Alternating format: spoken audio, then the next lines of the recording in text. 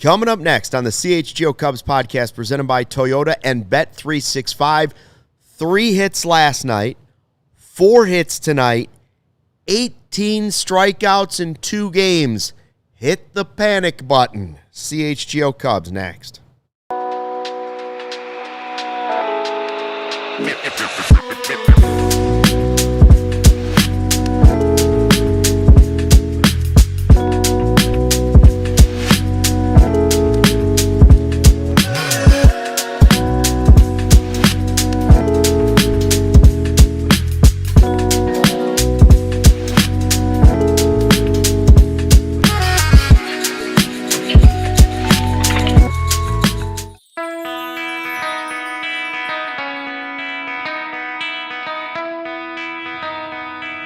Hey, Chicago, what do you say? It's the CHGO Cubs podcast driven by Toyota Let's Go Places and Bet365. Whatever the moment, it's never ordinary. Use the code CHGO365 at sign-up.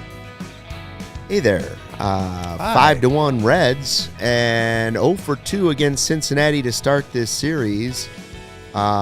Luke, Joey, and Patrick and Sarah all here hanging out with you on a beautiful evening here in Chicago. Whoa. Well, we're going to go through all of it on this show. We're going to talk about the Soroka injury update. We're going to talk about what's happened to the offense. We're going to talk about what happened at the trade deadline. We're going to talk about all the things you want to talk about. It's a therapy session. Because there's no way to put lipstick on this pig right now. There's no way to sugarcoat a stinky turd when you see it. The Cubs are imploding right before your eyes. I said yesterday, I thought there was a way they'd still win the division. Man, that dream, somebody should have hit me with the old reality spray last night. Not yet, because the computer can't break. I can't afford a new one. But I should have brought that baby out because it is not looking good, guys. 4 hits and 10 strikeouts. They got 1 measly solo homer. What is going on with this offense? It's like one of those moments or one of those scenes where, you walk up to a well and you drop a stone just to see how far down the well goes. And I'm still waiting to hear it hit the bottom. Yeah. That's a little bit of where we're at right now, and I'll let you know later in the show when I hear it. Well, when it happens, Thank you so much. It might also be the time when Kyle Tucker hits his second home run, and God knows how long. We'll get to that. Speechless isn't the right word because we have to do an hour of the show, and I'm excited to do it with you guys, and I'm excited to see everyone in the chat. But the most depressing aspect is that when you walk and you get home from work or whatever it is that you were doing today, you turn on Marquee, and they run that stat that when the Chicago Cubs lose and the next day Shota Imanaga is on the mound, they are 20-2 in those games. And in this one, they picked up their 3rd loss in that moment, a moment that had even last year's team that won 83 games. Shota on the mound after a loss kind of got about as automatic as it got. It was the 96 Bulls. And it wasn't his fault. And it was not his fault tonight. Not his fault. And we're going to focus a lot on that offense. And I'm just going to sort of start there as we gingerly walk through this for all of our own mental health's sake about what was most disappointing about tonight. To quote Michael Scott, I need to go out there, put on a brave face, and be their leader. It's over. We are screwed. It's over. You've declared it over. Last year after the By the end of that episode, they got the company back, so you stop. and also yesterday I did say I still think that this team wins the division. Again, I'm backtracking on that. I'm flipping like a bass on a pier. We are in an interesting spot where they gotta get out of this now. They gotta figure it out. Time's running out. I know that it's only August 5th, but 2 months left, and that's it. Yeah, we are live here on the all-new CHGO Cubs YouTube channel, CHGO Sports. Appreciate everybody that's joined in. See a lot of the regulars in the live YouTube chat, including Vanilla Chill and Becky and Carter Hawkins. We have a Toyota Super Chat that we'll get to in a second. I saw Steven jumped in with that right away. A lot of people angry. notably during the game and, of course, always after the game, after the Cubs lose. I mean, there's not much to say about the offense. You went against a guy, Zach Littell, who they got from the Rays, his first start with the Reds. He goes 7 innings, 3 hits, 8 strikeouts, 1 run. And I was told the guy wasn't going to strike anybody out. That's what I was told. This guy can't strike anybody out. This guy gives up home runs. The most home runs in baseball. Most home runs in baseball. He looked like Cy Young out there. For what it's worth, that total did go up by 1. But to your point, what really kind of pissed me off from the jump was Michael Busch gets a leadoff single. Yeah. And he kind of did. He kind of did that thing where I think he had a little extra juice as he looked into the dugout. And sometimes you're like, you can kind of feel when a team is struggling, and as fans, we're struggling. We're really frustrated. We want to see it. And you can kind of see him like try and juice up the guys in the dugout about like, let's go, time to turn the page, time to make everything happen. Ian Happ, who moved up in the lineup, I called for it last night. They moved him up to the 2 spot, walks on 4 straight pitches. I looked at you, Luke, and kind of said, all right, here we go a little bit. First inning, 2 on, nobody out. And then, Luke, what happened? Tucker, PCA, and Castro. Strikeout. My God. Is that good? No. The game was almost over at that point. Yeah. That's how bad it was. That's what it feels like. It's a 0-0 game feels like a 3-run deficit. It's not great at all. And I all of a sudden now by the 5th or 6th inning, I'm doing this exercise where I'm pulling up, because we got this big 5-game series coming up against the Brewers, right? It's still going to loom large. We're 4 games back now. We probably need every single game in that series. We'll see how the rest of this week goes. But I'm like spiraling now, and I'm going to the game results from the 2003 season, right before they played the 5-game set against the Cardinals. Yeah. And they lost 9 of 13 games before they played that Cardinals 5-game series. They went on a run. They went deep into the playoffs in that 2003 year. But, what's going to turn it around? What is the catalyst? What is the problem? I mean, it's staring us right in the face because in many ways, the poster, the billboard for this offense and the big headliner, the marquee player that came in this year, Kyle Tucker, is also now the poster of a lot of these problems right now. And you can't run away from it. Kyle Tucker has been struggling. He's been slumping. And tonight he looked just flat out bad. He looks broken. He does. He's guessing. There are pitches that are 2 or 3 feet out of the zone that you could see his hands offering at. He is searching for it right now. He is struggling, and it's getting to the point where, honestly, I'm kind of praying that the dude's hurt. Because if the dude's hurt, at least we have some sort of version of excuse that would explain some of the numbers that he's posted since June 29th that, Patrick, you worked up and you pulled up, you'll hit in a second. But it's not good. It hasn't been good for a long stretch. And I don't even want to get into contract numbers right now. I just want to talk about the 2-3 hitter in the Cubs lineup doing something. And anything right now. And if he is hurt, then he needs to do what Dansby should have done last year. Sit down. Go on the injured list. Sit down and go on the injured list. 10 days. If that's what's going on. Get the reset. If it's not, then is it the pressure of a big contract? I don't know. It doesn't seem like he'd be that guy because nothing seemed to affect him. But this is a horror. 0 for 4 tonight, 3 strikeouts. 0 for 7 in the series, 4 strikeouts, 1 walk in the first 2 games. He has 1 home run in his last 100 at-bats. That's not great. I mean, Patrick, what are you got the line from Since June 29th? End of June. Yeah, which is 100 at-bats. How 100 bad? bat sample size, large sample now. Since June 29th, his slash line is 210, batting average 350, on base 280 slug. So it's 630. 280 slug. So only the walks are only because of the walks is the on base thing good. Yeah. And I think what also needs to be brought up in parallel with that is the fact that Seiya's is near identical. Right. Seiya's numbers what are they? 206 batting, 309 on base, 374 slug. So a 683, so 53 points higher of an OPS. And a K rate that's almost 29%. 28.5% K rate. Yeah. And while we're getting Goodwill Hunting with the numbers here, Matt Shaw, since the All-Star break, has 5 home runs. PCA, Kyle Tucker, and Seiya Suzuki have 4 combined. Matt Shaw has more home runs than all of them combined. This isn't a mystery, right? It isn't a mystery. And the part about it is I think we did a pretty honest effort about trying to go through, like, how are we going to turn it around? What do they need to do to turn it around? But frankly, it is so obvious right now. And if they don't, Luke, I'm with you. This season can get lost really, really quickly.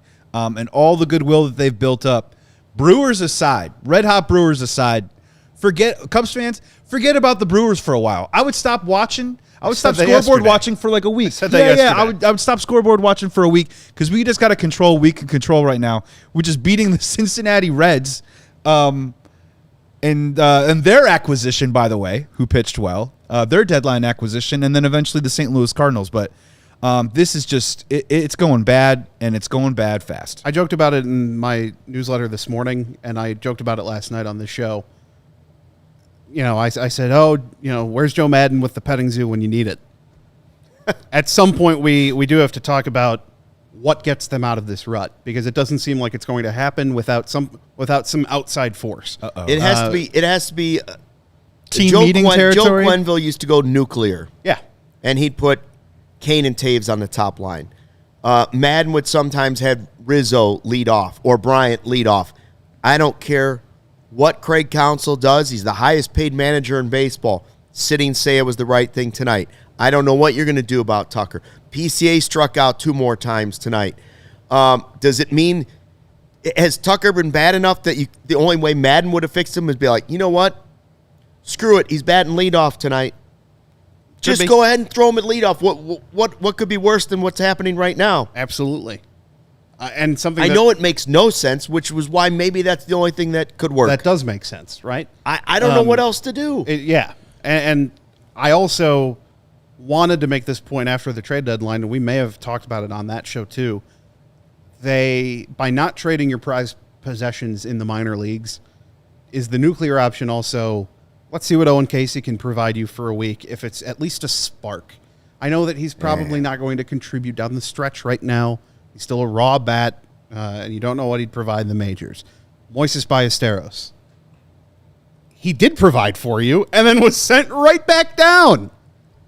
You've got to figure out a way to get a spark to this team, and whatever that spark may be, it needs to happen in the next 48 hours. But not to do a cross sports on you, but isn't that kind of like going no huddle shotgun down 20 points, like bringing up the kids in baseball? And just, now we're trying to go against the prevent defense here. Because I hear you that it could provide a spark. It could also submarine the team just way worse. And put, honestly, Owen Casey in a tough spot. If he goes 1 for 12 in 3 or 4 games and you send him back down, what currency does that do? I mean, at this point, it is a little bit of the horses that you rode here with. I'm smelling team meeting time. Are we going to get that news? Right? Is that the whole the pablum of the team meeting? I don't know. The whole thing with Tucker, if he's hurt, he's got to sit. He's got to sit at this point.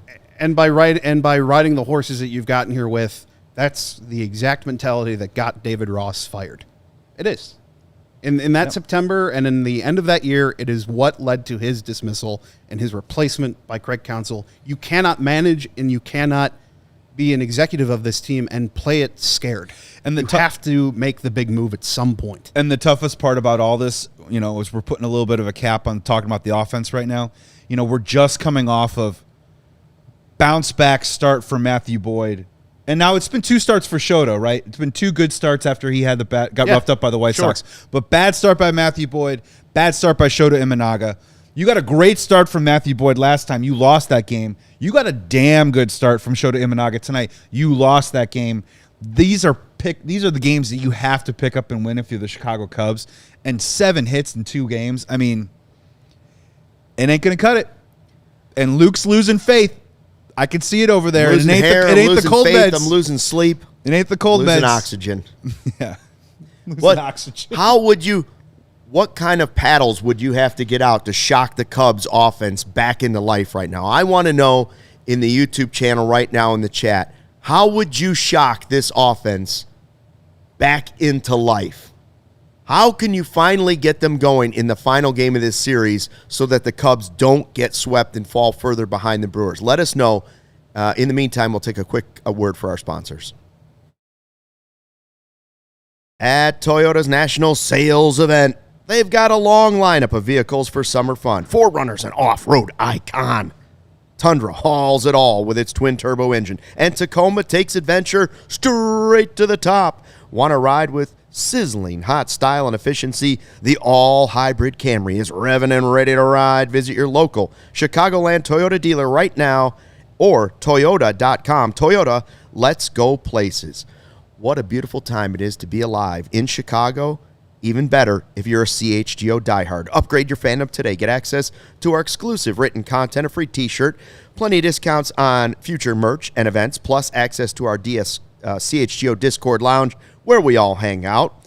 And go to allchgo.com for the latest information on how you can join thousands of diehards already in our community. We can't wait to connect with you on an even greater level. And hey, Chicago Cubs fans, you already know it, but I'm just going to reiterate. Whatever the sport, whatever it is, the app to bet is Circa Sports Illinois. Circa Sports, it's sports betting the way it should be. Circa Sports Illinois is the high betting limits, low holds, and exceptional customer service that you've come to know and love from Circa Sports. You can bet on all your favorite teams in every game this season. Got spreads, props, futures, in-game. Circa Sports has it all. I don't know, maybe there's a huge 5-game series. Cubs-Brewers coming up right now. Put a couple dollars away and go to Circa Sports to win big. You can fund and bet like a pro from anywhere, anytime in Illinois. So here's what you got to do. Download your new bookie today at circasports.com. Remember, you must be 21 or older. If you have a gambling problem, you should call 1-800-GAMBLER. Circa Sports Illinois, the best, the brightest right now here in the state. Can't wait. You can get better odds right now on PCA for MVP. Take advantage. Now's the time. All right, what would you do if you could get out the paddles and shock the Cubs offense back to life here? How would you do it? And, well, our answer here at CHGO is maybe we'll just have a takeover, right? It's a great idea. Time to get in the streets. And we've doubled down on it. We have a Friday 120 Club special for the diehards coming up on Friday, which is Cubs and Pirates. And for the diehards that have signed up for it so far, it's all the food you can eat, all the drink you can handle, and we're at a rooftop, the one next to the firehouse. It's, I think, the only one not owned by the Cubs. It's going to be a good time. We'll start at Murphy's Bleachers for the pregame, but we've doubled it up. It's twice as tasty. Double the joy. We'll be going to one of those Brewers games on Monday, too, the second game. So you get 2 rooftop experiences for the price of 1. You get the Friday game against the Pirates, and then you get the night game of the doubleheader against the Brewers, which right now, sweeping the Brewers at home seems like the only way you're going to catch the Brewers. Honestly, like, survive until then, and then somehow, miraculously, everybody gets hot when they face the Brewers. That's about the only hope you have. Or the juice just to save the season, right? I mean, that's you it. know, if you want to get into momentum, and you're talking about Brewers and the voodoo, I mean, like, literally they need that paddle jolt right there. Doing it against the Brewers would be huge. I will definitely be there on Monday. Come watch me eat a hot dog without a napkin. It'll be a lot of fun. We'll all be there. Everyone will take pictures. I do have an idea, though, and I want to get the chat, and I want your guys' help. The chat needs to help on this, No, too. we want you to change your underwear before then. Yeah, please. So here's my pitch. Here's my pitch for Kyle Tucker, all right? And don't get snarky, because I want to try and help. So No. I want to try and help Kyle Tucker. Kyle Tucker needs to get sent a movie marathon of movies that are going to change his mindset. I'm thinking like how Stella got her groove back. The Natural? The Natural's a great one. Remember, what was the Superman movie where he had kryptonite and tried to be a normal guy and he got slung across the diner and he bled for the first time? And he had to Superman? I think it might be Superman or Superman Well, 2. it's one of the Supermans. It's one of the Superman. One of the Supermen, I should say. We need to create like a movie playlist here that we're going to send to him to literally get Kyle Tucker's groove back. Probably a Star Wars scene where the Ewoks take over and really come through. That's probably one of them. Ewoks take over, get through. I'm thinking something where Rocky, maybe I think the Russia training montage scene out there. There's got to be something here. We can do it. Angels in the outfield. Hey, you know what? If Jed had traded for a couple of Angels at the deadline, I think we'd actually be in pretty good shape right now. Sure. I think we'd be doing pretty good. If Danny traded Glover for was anybody. managing this team, where would they be right now? Worst manager in any movie. of all time. Terrible. But we got to start getting something here where we got to get the mindset right. We got to get the mentality right. That is my first offering of how we are going to paddle this team and get them, literally, and the opposite of Flatliners, the movie. If you haven't seen that, shout out to that. Tommy Boy, that's a great one. A good laugh. Rookie of the year. Okay, well, we don't want Kyle Tucker to get hurt. Bees. They're sting crazy. You allergic to bees? Just Me release too. some bees in the clubhouse. Sandlot, Emperor's Tommy New want Groove. wingy? Sarah, do we have some Toyota super chats? You want wingy? We sure do. Steven for $2 says Jed's extension jinxed this team. F you, Jed. That's a little Another harsh. $2 from Steven. The Cubs might have to put Tucker on the IL soon. That's what I'm saying. If that's what's going on. If it's not, then I don't know what to do. Another one from Steven. Steven going with the $2 tonight. 246. Jed should hire private security for him and his family. Now that's too far. That's way Steven, too far. we were going to take that We're one not back. going to. That's not even something we should joke about. No, because this is just baseball, and let's take that Just a back. game. They and do play tomorrow. We don't want that also as evidence, please. So take that down. I shouldn't have even read it, but Ron Burgundy reads. Ron what he Burgundy sees. did that one. I was looking at you to see if you would. I didn't catch it. Matt McIntyre, a $1.99 super chat. F this team. They're done. No facet doing its job. We're doing So our we're job. feeling good. As expected, a lot of positivity, but let's not make this personal. I feel like we're Let's doing not our make job. this personal. It's They've not- lost a series to the Reds. They almost lost a series to the O's. And I asked before the break, how would you shock this team, specifically this offense, back to life? How would you do it? The majority of things that I saw in the live YouTube chat were, well, there were a lot of DFAs on there, of course. But the majority of them were bring up Casey, bring up Mo Baller. Who was the other one they wanted brought up?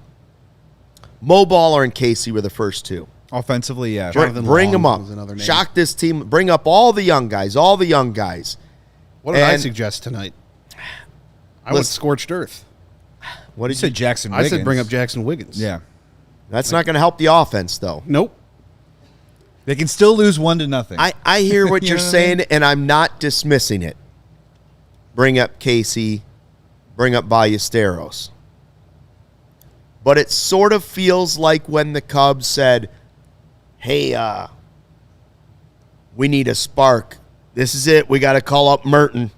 Mervis. We got to call up Mash Mervis. Well, Merton, too. We got to call up Mash Mervis. Bring him up. Everybody wants it. That's the only thing that could spark this team is a Mervis hot streak. And it didn't work. And what happened today? Matt Mervis was released by the Miami Marlins. So let's not wish that on any of the upcoming Cubs prospects. But we all wanted Mash Mervis to spark the Cubs. It turned out to be a disaster, and now he's a free agent. This is a great point. Mash Mervis is now available to come Oh, back. wait a minute. And save the Cubs That's lineup. it, sure. Swooping We need in. another lefty bat, right? What's the sound of horse hooves on Addison? It's Matt Mervis riding to the rescue. You know what's funny about this too is that like this is going to trend a little bit into like sports cliche territory, but I don't think we have this conversation enough when we talk offensively. Who are the leaders on this team? Right? Like honestly, I'm being real. Like who do you think who do you think the leaders are on this team? And I'm curious if we can identify them. Are they necessarily proportionately tied to being able to create the production that we're going to need to turn this team around? No, it's by committee. It's by committee. I don't think they have a specific one person that's leader. Dansby is a leader. Happ is a leader. I think Tucker has been a quiet leader and trying to do it with his play on the field, which is difficult, right? Obviously, right now. Their leaders. I think Justin Turner is a leader because he's been there and done that. But yeah, they don't have like one alpha male that stands in the middle of the room and is like, "This guy is our leader." That their doesn't leader exist. is out.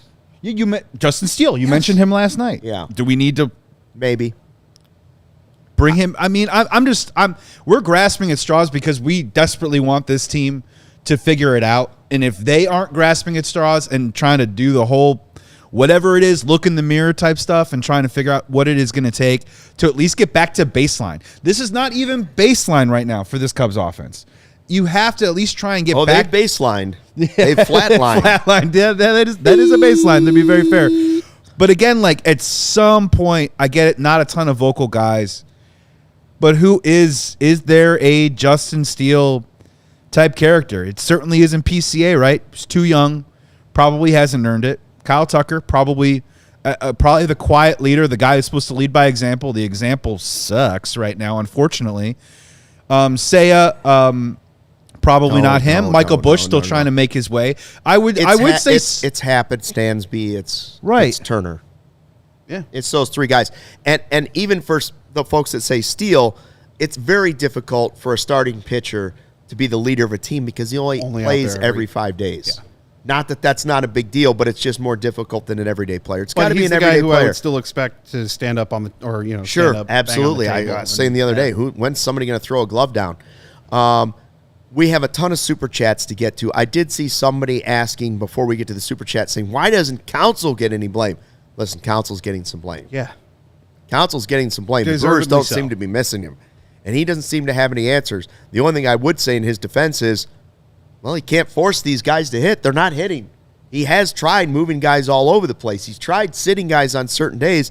Nothing seems to be working, although we were told that he was going to be able to fix a lot of things. So let's get to some of these Toyota Super Chats. Matt McIntyre for $1.99 says, Ricketts is now Reinsdorf with a little more money. Ryan Grossnickel says for $2, the Cubs have lost their identity. What was that identity is a good question after this. Steven for $2, the lack of invest in pitching is glaring. FU Jet again. Steven, chill out, man. We don't have to go with the FUs, and we don't have to threaten anybody's family. Ryan says for $2 more, need an FU mentality person, maybe a Stroman or a Rizzo. Listen, Rizzo is not riding in to save this team. Marcus Stroman is definitely not riding in to save this team. And think about all of your jobs out there. Would you really want someone to walk into your workplace on day one and start barking and yelling? It has to come. That is what you did, and it worked very poorly. But no, look, man, let's just again, like, we're talking sports here. We're trying to figure it out. I know Rizzo, Cubs legend. I know Marcus Stroman. For my money, I enjoyed what he did on the Cubs. I enjoyed the Stro show for the most part. But, like, again, human beings, human dynamic. This is still a clubhouse. Anthony Rizzo isn't just walking in there day one and saying, hey, we're changing everything right now and expecting everyone on that roster to just get on board. I'm sorry, it's just not really like how life works. This has to come from within. So I'm just sort of asking my question that when times get tough, who is the person maybe on the phone talking to some of these guys being like, hey, let's just keep riding it out. Let's just try and stay stable. I think you're right with Ian Happ. And I'm not saying it needs to be some sort of vocal thing, but there has to be some sort of, like, everyone just band together right now. Because let's be honest, as Cubs fans, we're scattering a little bit, right? We're running for the hills a little bit. I'm hoping that this Cubs team isn't doing that. And if they are, this is going to get worse very, very quickly. But it's fair to ask the question, who is leading the charge a little bit? Who is trying to course correct and hopefully get somebody on the right page?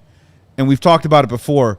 It doesn't have to be Tucker, Seiya, and PCA at the same time. No, you want it to be your $40 million manager. That's who you really want that person to be. Maybe that's it. You want it at this point, if it's not one of those guys, and I don't think those personalities are necessarily in that clubhouse, and I'm not saying that's a big problem. You paid the guy the most money to be the highest paid manager in all of baseball. Counsell's got to be the guy to figure it out. He's got to know exactly what to say and find some way to fix these guys. And again, if Tucker's hurt, he's got to make him sit. Yeah. If that's what's going on. If it's not, he's got to say whatever's got to be said to get that guy straight. The amazing thing is that everybody is slumping at the same time. And I sort of thought that wouldn't happen with the way they were playing early in the season because they had so many different ways of scoring runs. And all of a sudden now it's like, if they don't homer, it's it. And you know what? They're not homering. I say it's bad. How bad is it? We'll tell you after the break. A first word from our sponsors. Monarch Money. It's more than your average budgeting app. Monarch Money is a complete financial command center for your accounts, your investments, and your goals. Don't just manage your money. Start building wealth with 50% off your first year for our listeners. Ever wonder where all your money is going each month? How much you spent on all those deliveries? Are your stocks the right stocks? With all your accounts, credit cards, and investments in one place, you're now able to know where your money stands without the hassle. Track your spending, savings, and investments. Named Wall Street Journal's best budgeting app of 2025. Financial stress, one of the top reasons relationships fall apart, and Monarch Money can make those money conversations easier. Get control of your overall finances with Monarch Money. Use the code CHGO at monarchmoney.com in your browser for half off your first year. That's 50% off your first year at monarchmoney.com when you use the code CHGO. Just like your favorite team needs a home field advantage, your home needs a home floor advantage, and Empire Today can help you get it. Empire Today has flooring experts, dedicated flooring professionals who focus on flooring every single day. We've all been to those big box stores.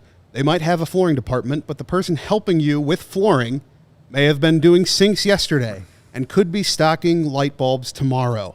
With Empire Today, you get clear, upfront, and all-inclusive pricing. So you can schedule a free in-home estimate today because some things are just better at home. CHGO listeners can receive a $350 discount when using promo code CHGO. Yes, you heard right. A $350 discount with code CHGO. Restrictions apply. Visit empiretoday.com/CHGO for full details. 800-588-2300. Empire Today. Almost.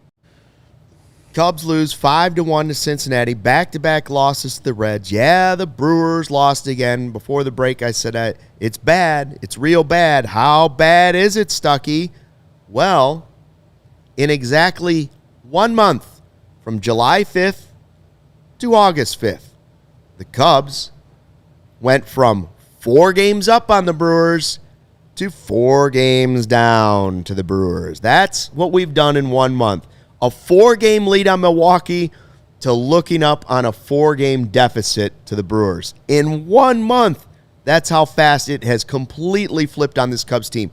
I saw people on Twitter saying, well, I know how so-and-so felt in 1969. No, it's not comparable to that. That was like a 9.5-game lead in mid-August. Yeah. Mid-August. But as far as current day, this is a pretty epic implosion so far.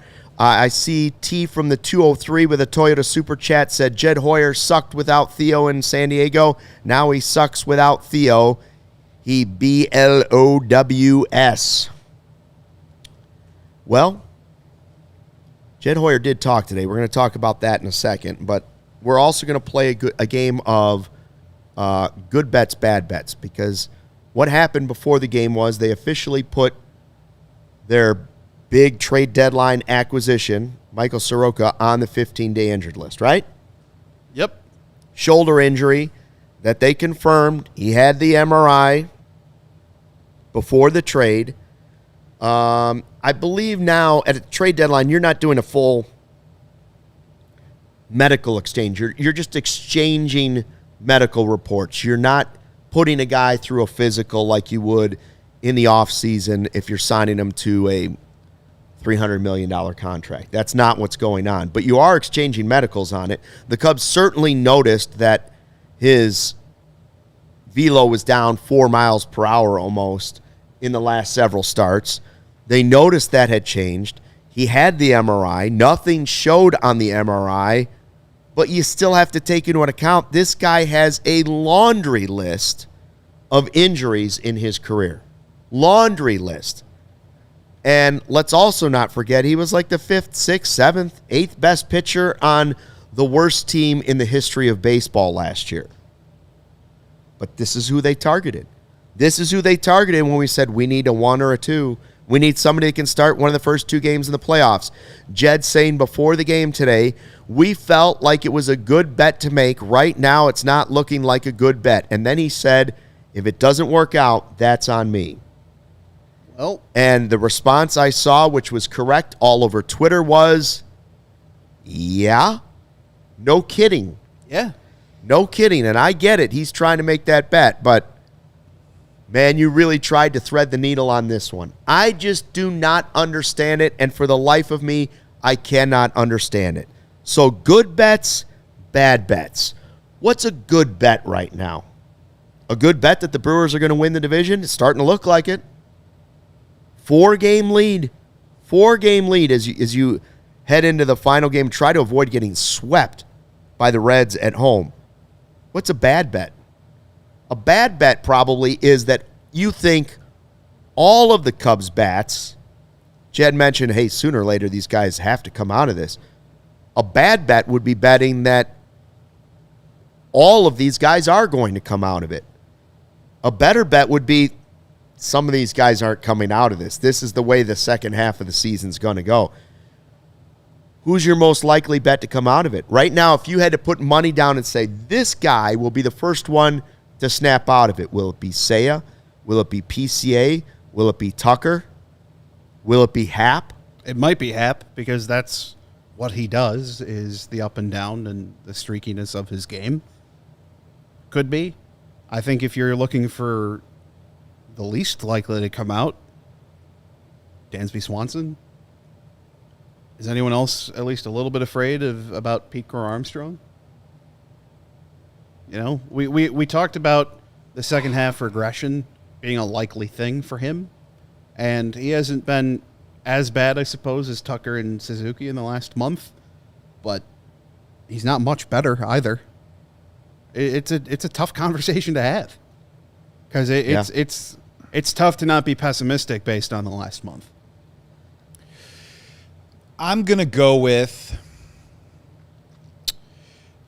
look, I'm going to ride it. I'm going to ride or die it. I think Kyle Tucker is probably the best bet to get out of this. The track record is there. It's not looking good right now. But again, if he does turn it around and he does get hot, I think there's few players in this lineup, in the Cubs lineup right now, that can get as hot as Kyle Tucker. So that's going to be my good bet right now. When we're talking about a bad bet, and also really quick, I do like Ian Happ a lot. I'm going to stand by that. Ian Happ, in my opinion, and the stats back it up, in August, historically, has had really good months. This is a good time for him to get streaky on the hot side of things. So I am going to stick with Ian Happ on this. I'm the bad bet is that I'm going to go kind of off the book here. I just don't think we've seen this lineup kind of get bounced around a little bit for the better part about 2 or 3 weeks. And I just don't know for the life of me if Craig is ever going to really find that combination that's going to really work. We got Michael Busch white hot heading into the All-Star break. We moved him up to the leadoff spot. He's cooled off. We hit Carson Kelly in the cleanup spot from time to time. I've been very vocal about I don't really think that that's the best option. That's the best idea. Where do you hit Dansby? Hitting Dansby up in the order has been a problem for the first half of the year. He's in the back half. You know, what do you do with Nico Horner? That's probably my bad bet right now. My other bad bet, if I can, because everyone else on the planet right now is piling on Jed, is if you look at all these acquisitions, all these pitchers that they've acquired outside of Mike Soroka, they're being used in moments when the Cubs are losing games. Outside of the Kittredge performance, which was, I believe it was on Friday, we've seen Rodgers in multiple moments that are not really high leverage. We saw Kittredge tonight pitch in a game that I guess technically was tied 1-1. He blew the game. Are these guys really these guys are not being brought in to be difference makers, and I'm having a tough time seeing. I think it's a bad bet that Jed's thinking that these guys are coming in to be incremental improvements, to use his phrase. Yes. You want a good bet? It's a pretty good bet, and we're only 5 games after the trade deadline. It's a pretty good bet that the Cubs didn't do enough at the trade deadline. Yeah. It's a pretty good bet that they held on to too many prospects. It's a pretty good bet that they didn't add anything. Willie Castro is a valuable player. It's a pretty good bet that they didn't do enough to add to the pitching staff. And it's a pretty good bet that they didn't add enough pump to this offense, enough bang to this offense. They were slumping before the trade deadline.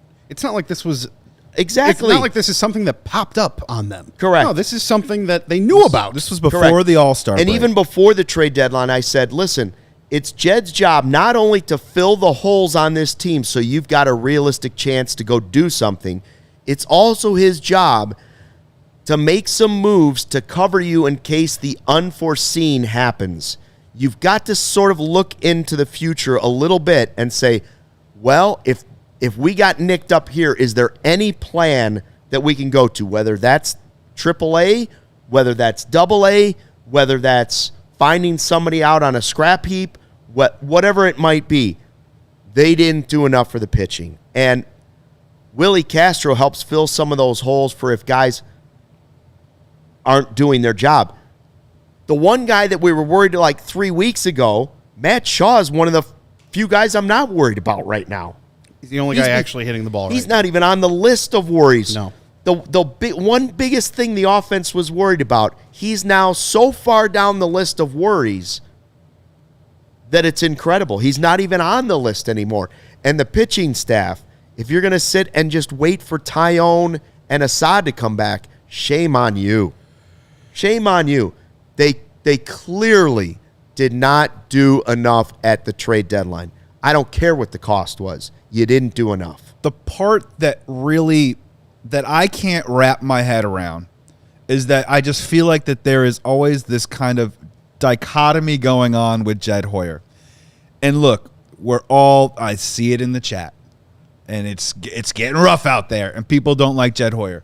You cannot walk away from the fact that Jed Hoyer, in terms of just this year and why we got so excited about this season, has done some good things at times, right?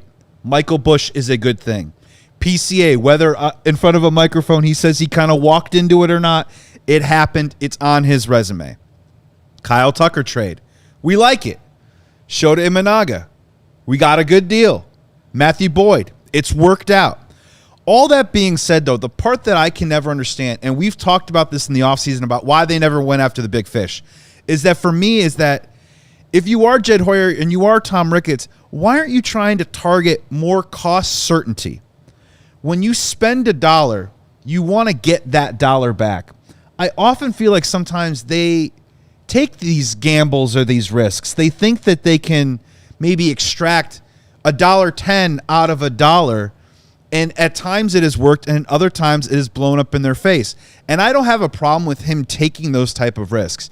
My problem is that there is a consistency to how he often does those things over and over again, instead of, at this deadline specifically, paying the prices that maybe it would have taken in the market, as he said. And he also referenced the good bet and the bad bet in reference to what the market was, which was kind of a weird sideswipe at what was available on the market. And I promise you, there were better options than Mike Soroka out there. He continuously tries to... There was one in town. There was one in town. Adrian Hauser, better choice than Mike Soroka. I know Correct. that he had a bad start last night. But that's... Who cares? And where do you get... Just the certainty. I don't understand why you can't target certainty while also target the gamble and balance that out somehow and hope that you have yourself a product that maybe has a balance or maybe the one that exceeds those expectations. I'm not trying to pile on Soroka. This isn't Soroka's fault. But if you think the good bet is the guy with an injury history that goes on forever, who was one of the average pitchers, actually bad pitchers based on just win-loss, but like on the worst team in history, and really you had to like skew into the numbers real tiny to find where he might be a good guy for a portion of the season Expected this year. ERA. Before his miles per hour velo dropped 4 in the last like 5 starts. If that's the good bet for a deal that you went out and made, and he said better than the bet would have been made on some of the other guys we were looking at, who were the other guys they were looking at? What other pitcher were you? What other guys were you looking at? Compute. Yeah. What list of trash were you looking at the trade deadline when we were thinking Mackenzie Gore was walking through the door, Ryan was walking through the door, Suarez was walking through the door? Who were you actually looking at? The only way that I can possibly verbalize this is by saying, when we did the deadline show, we had a a bad feeling that at some point we might say, okay, this might crash and burn. This might come back to haunt him. We didn't expect to be having this conversation 5 days after the deadline. No. Well, and what's most disappointing about it, I think also, as we're walking through this, is that common sense, the way this season was going, the way the offseason went with acquiring Kyle Tucker, the run differential, the offense, Matthew Boyd's an all-star. We're in first place. Head into the all-star break. Sure, fell apart a little bit, tied, heading into the all-star break. It all felt so natural that of all the moments, of all the circumstances, for Jed to go all in and kind of push his chips in the middle, and Suarez, Merrill Kelly, whatever it was, this situation seemed so ripe for it. And the fact that he didn't, I'm not going to sit here and just blame the fact that he didn't get some big bat for the way that the team is playing right now, but the way that the team is playing right now could have been fortified or stabilized by some of those players that he could have acquired. Those two things can be true at the same time. All right, we have to take a quick break for a word from our sponsors. We'll get back to your super chats and tell us what makes you most angry right now in the chat. We'll be right back. Are you sure? Yeah. Hey, Cubs fans, we all know that moment, and I know that moment more than anybody else on the planet. It's that moment when you realize you've left your favorite sunglasses at the beach or on the roof of your car or at a gas station 3 states away. I have done all of those things. I have the bingo card to prove it. I don't even buy sunglasses anymore that are expensive because I will lose them until I found Shady Rays, and I changed the game. These sunglasses are made for real life, seriously good looking, polarized, durable, and not stupidly expensive. Now, here is the wild part. If you lose or break them, even on day one, Shady Rays will send you a brand new pair. No guilt trip, no replacements, no questions, just answers and shades back on the brim of your nose. So now I actually wear my sunglasses without fear on hikes, at concerts, on a boat, wherever. I am Tom Cruise wearing these sunglasses. Shady Rays is eyewear that hides your back, so here's what you got to do. Shady Rays is going to bring you an exclusive offer if you head to shadyrays.com and use CHGO for 35% off polarized sunglasses. Try it for yourself. Rated 5 stars by over 300,000 people. Looking to buy, sell, trade, or rip open a pack of cards? Arena Club is changing the hobby with their transparent slab packs and no-fee auctions. You got to check out these slab packs. Arena Club makes it easy to collect the cards you love. I pulled a PCA last week in my slab pack. Solid gold, baby. Get authentic, graded cards instantly on Arena Club. Slab packs rip open a pack for as low as $25 and hit on a card that's worth tens of thousands of dollars possibly. It's the most trusted name in the game right now. Arena Club has one of 2 specialty drops per week on average. Specialty drops are normally 24 hours only. So right now, get 20% off your first slab pack or card purchase by going to arenaclub.com/CHGO. That's right. Use our code. Tell them we sent you. CHGO and get a slab pack. Cubs lose 5-1. They've lost back-to-back games to the Reds. More Toyota Super Chats. Steven says Kittredge tried to paint the corner, but when the ump didn't give him the call, his night was over. Yeah, to the tune of 4 earned runs. That was the number 2 pitcher you acquired at the trade deadline. Sinkers up. Ryan says for $2, Jed wants the next Moneyball movie to be about him. And T from the 203 with another Super Chat says, can someone tell me what's the budget that Ricketts gives to Jed and Carter? It's not as big as what some other teams are, but we were told that they were going to spend a bunch of money, and they still have spent more money than the Brewers, and for some reason they can't beat the Brewers. They can't catch the Brewers. They can't hold off the Brewers. I don't know what else to say about it. If you want to be more depressed about the whole thing, I'd rather not. I kind of do. Okay. Bring it on. Speaking of bad money moves, did you notice that the NL MVP odds have been adjusted in Vegas and that Ohtani is now down to -700? PCA slumping is out of the number 2 spot. Kyle Schwarber, number 2. Kyle Schwarber. Wow. The great Schwarbino has climbed up to number 2 in the National League for MVP odds at +500. PCA down to +900. Machado at +4,000. And by the way, the super slumping Kyle Tucker is still 8th in odds in Vegas for National League MVP. But if you place that bet, you'd be getting plus 10,000 right now. Those sound like some great odds. The Schwarbs thing will never not kill me. It kills me every time I see it. Yeah. When he hit the grand slam last night, it was like a knife to the kidney. It just is. To watch, you want to know what makes me mad? Every time Schwarbs does something electric, it makes me a little mad. It makes me happy for him, and it makes me a little mad. Someone made the Craig point. says he's going to poop his pants. Oh, So here we are. Thank you, Dean Pelton. Here we are on August 5th. Somebody made the point in the chat. They said that the Cubs are performing, or that earlier in the year they performed far above expectations, and that what they're doing right now is actually what they are. I don't think that that's true. I think that they performed above expectations in the early parts of the year. I think they're performing well below expectations, though, now. Because here's the thing that bugs me, and we talk about it in several sports. Oh, this is what the expectation was. This is what the expectation was at the beginning of the year. This is what it was in April. Expectations change. And when you get out to the start that you had in May and June, or in April and May, and then you taper off a little bit in June, and you fall off of a cliff in July, the expectation changed with the first 3 months of the year, in that you should be up in the division by several games at this point. And I know that Milwaukee got hot, and that they're the best team in baseball right now, and that the record reflects it. But at the same time, you expect more because that's what they've shown that they can do. So stop saying, well, they were performing far above expectations in the beginning of the year. That changed. It changed. I'm gonna disagree with two people. Joe DiGiacomo is doing exactly what you're saying in the Toyota Super Chat. He said it's obvious that our expectations need to be lowered. It's not a World Series team. Nothing else matters, to be honest. And I sort of disagree with that, and I disagree with what you're saying.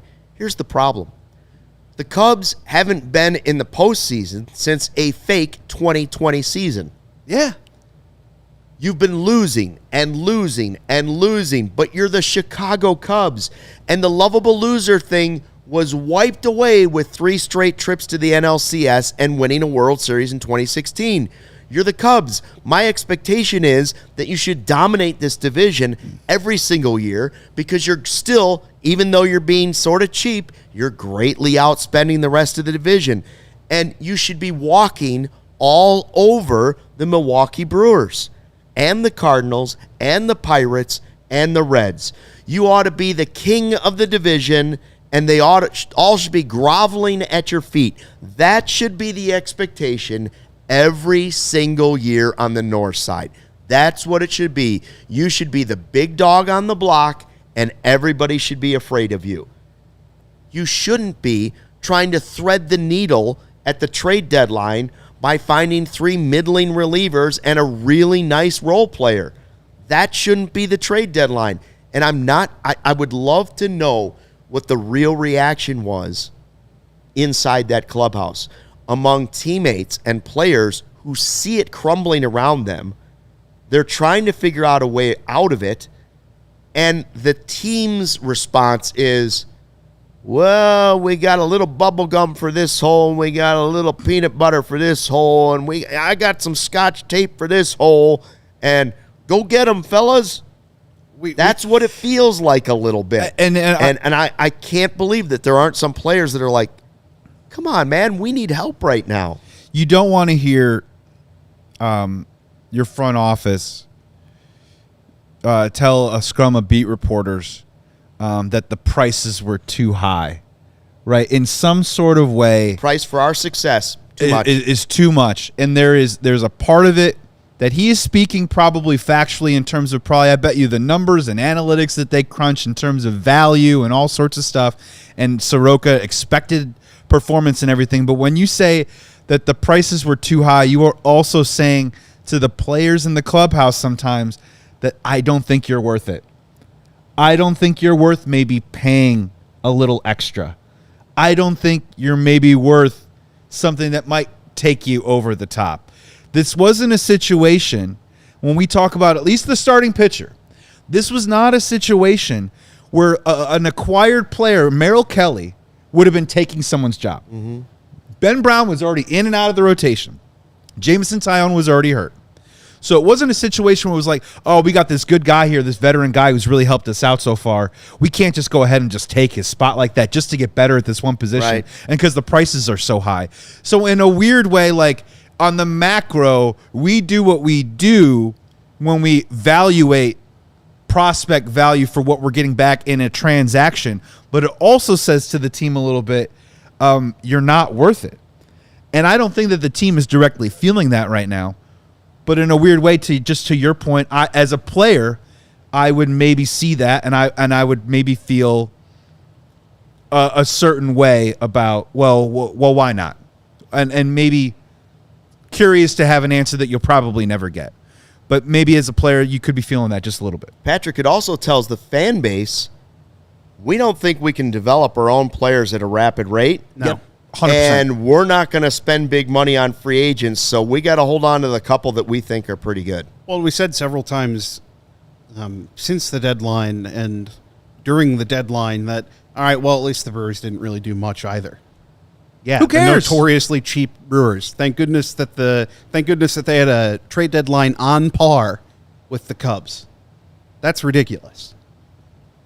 That's. You're never going to get anywhere if you do a what about, thing. Yeah. Well, what about them? They didn't do anything either, so we should be able to get away. Except for rank week. That was the one good one. And you're fortifying Luke's point of it's the Chicago Cubs, it's the Milwaukee Brewers.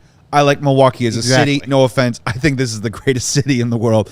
And being a Chicago Cubs fan is a beautiful, wonderful, right now, sickening, depressing experience. But you're right, man. We should be walking. It shouldn't be, can we win the division? It should be, why can't we get out of the first round? That's why. Right? That's why you are the big guy in the division. Yeah. They can't afford to make the big deal at the trade deadline because they have to develop their own prospects to have any sort of chance because they're not going to sign the big money free agents. You're the big dog that should be able to do both. You ought to be able to get rid of prospects as much as you want because you're going to develop them anyways, and if that doesn't work, you're going to spend the money to replace the other guys. It should be a complete train of just running over the other teams in this division. Other organizations are doing it too. Well, look at the other moves that went around. Teams, the Padres, now they haven't won a World Series, but the Padres went out and got a closer when they already have a closer. They traded like 14 of their top 30 prospects. They traded the number 3 prospect in all of baseball. Yeah. You know, so there's a lot of different ways to look at it. It's just frustrating that in 1 month, from the 5th of July to the 5th of August, the Cubs have gone from 4 up to 4 down. 4 up to 4 down. And now you're counting on Cade Horton tomorrow to somehow pitch well enough, just like Shota did too. Shota did his job tonight. But even if Horton does his job tomorrow, like he has, he's probably only going 5 innings because you got to limit his pitches. You got to watch that. So we're going to get another look at this bullpen, which has been used heavily. And the offense better score some runs. If you're going to have any hope of beating the Reds, you better score some runs. I saw somebody in the chat, we talked about shocking the offense with some paddles back into life. The latest one I saw was somebody said, hey, go ahead and reward Nico and Shaw, bat them 1-2. Honestly, I'm telling you, I don't care what lineup Counsell puts out there tomorrow. It might look like the most ridiculous thing. I don't care if he puts all kinds of crazy. I don't care if he goes and gets Vidal Brujan back and puts him out there. I don't care if he gets Kenta Maeda. I know they're not on the team. I was going to say Patrick Wisdom on the flight right now, coming back. Can we get Matt Mervis in here fast enough? Well, I'm also kidding. The process, please, but I mean, stop emailing me.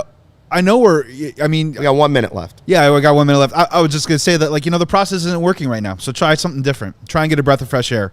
For those Cubs fans out there that are going to stop watching this season, I mean, if you got to do that, you got to do that. But I'm not. We're going to be here tomorrow. There's plenty of good things still about this team. They got to turn it around.